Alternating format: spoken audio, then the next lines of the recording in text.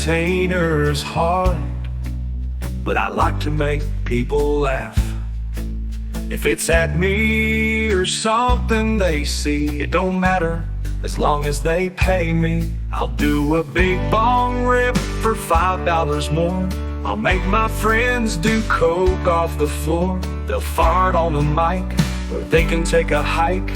The money's right, or at least that's what my dad said.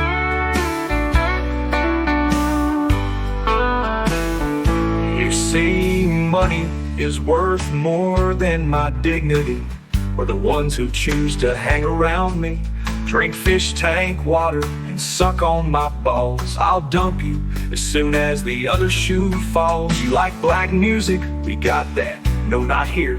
Subscribe to my friend's channel, tell him you were here.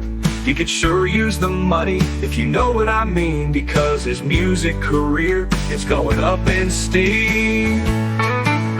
I've kissed a dude and have used the disabled to shill my channel, so even though my name turned fans into enemies, I know we're not saints, but for a few dollars, it's all just the same.